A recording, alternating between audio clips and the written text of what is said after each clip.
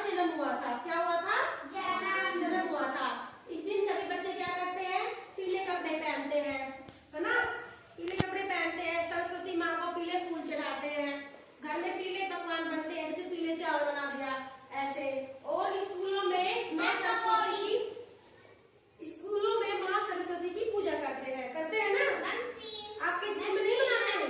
बसंत पंचमी नहीं मनाते आपके स्कूल में? बोलो, मनाते हैं? नहीं मनाते। चलो कोई बात नहीं। तो बसंत पंचमी अगर आपसे कोई पूछेगा, बता दोगे ना कि बसंत पंचमी के दिन क्या क्या होता है? क्या क्या होता है? माँ सरस्वती की पूजा होती है। उस दिन माँ सरस्वती का जन्म हुआ था। माँ सरस्वती को पीले फूल चढ़ाते हैं, ठीक है? तो आपको ये क्लियर हो गया ना? समझ में आ गया ना बसंत पंचमी? उसके बाद नेक्स्ट पढ़ेंगे हम नवरात्रि। नहीं, माँ सरस्वती की नहीं होती, माँ दुर्गा की पूजा होती है। देखो सुनो, मेरी सुनो। नवरात्रि के दिन जो माँ दुर्गा होती है ना, उसके 9 रूपों की पूजा होती है। पता है ना? उस दिन नवरात्रि के दिन व्रत करते हैं, तो नवरात्रि रखते हैं और माँ दुर्गा के 9 रूपों की। तो माँ सीता को छुड़ाने के लिए राम ने पता क्या किया था?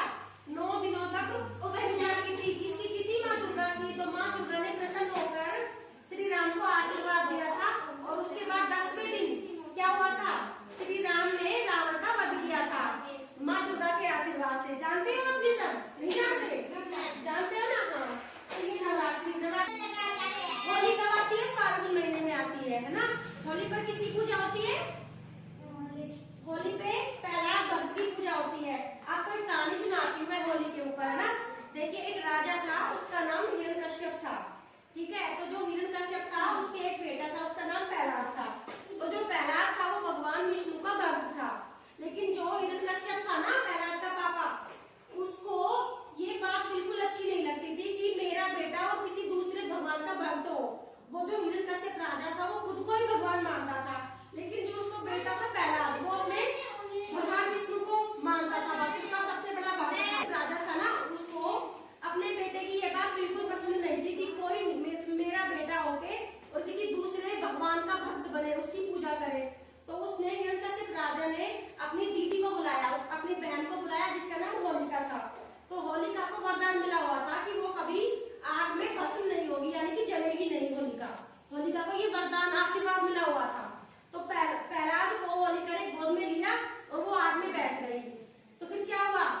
प्रहलाद को जलाना चाह रहा था ना हिरण्यकश्यप, लेकिन प्रहलाद नहीं जला, होलिका जल गई और प्रहलाद बच गया। जबकि वो इस मकसद से बैठे थे, होलिका प्रहलाद को गोद में लेकर। हिरण्यकश्यप ने कहा था कि आप होलिका प्रहलाद को गोद में लेकर और आप आग में बैठ जाओ। उसने आदेश दिया था क्योंकि वो अपने आप को राजा मानता था इसलिए। लेकिन होलिका जल गई और प्रहलाद बच गया। तो प्रहलाद भक्त की याद में, उसी की खुशी में मनाते हैं। समझ में आ गई ये कहानी? ठीक है। तो उसके बाद अपन पढ़ेंगे गणेश चतुर्थी। गणेश चतुर्थी जानते हो क्या होती है? इस दिन क्या होता है? इस दिन भगवान गणेश की पूजा होती है। गणेश चतुर्थी के दिन माता पार्वती के गर्भ से गणेश भगवान का जन्म हुआ था। पता है आपको? पता है? हाँ। तो इस दिन क्या करते हैं? गणेश भगवान की पूजा करते हैं, ठीक है? फिर आती है दीपावली। दीपावली का त्योहार आप सब जानते होंगे। क्या क्या होता है दीपावली पे? पटाखे छूटते हैं, मेहंदी लगती है, दीवे जलते हैं। हाँ, देखो सबसे पहले तो दीपावली अब क्यों मनाते हैं पहले ये बताओ। दीपावली हम इसलिए मनाते हैं कि जो भगवान श्री राम है ना, वो अयोध्या वापस अपना वनवास काट के सीता और लक्ष्मण के साथ वापस आए थे दीपावली के दिन। लेकिन उसी की खुशी में अपन दीपावली मनाते हैं। पता है आपको? नहीं पता? पता है? दीपावली के दिन क्या करते हैं? सभी बच्चे और बड़े घरों में नए नए कपड़े पहनते हैं, अच्छे अच्छे पकवान बनाते हैं, फुलझड़ियां लगाते हैं, सफाई करते हैं, घर को सजाते हैं, दिए जलाते हैं, मोमबत्तियां जलाते हैं, पटाखे छुटाते हैं, है ना? ये सब करते हो ना आप भी? बोलो, करते हो? हाँ। तो उसके बाद दशहरा। दशहरा क्यों मनाते हैं ये बताओ।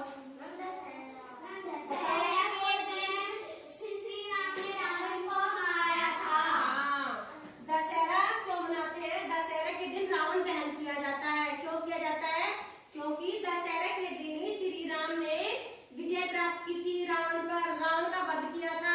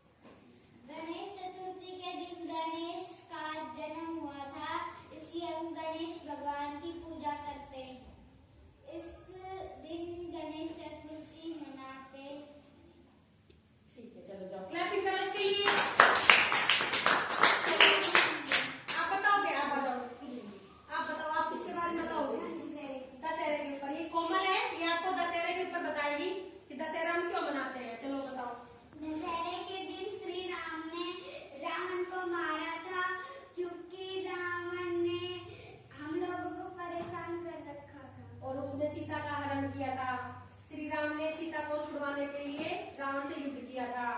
उस दिन हम रावण दहन करते हैं, है ना। राम ने रावण पर विजय प्राप्त की थी, इसलिए हम दशहरा मनाते हैं।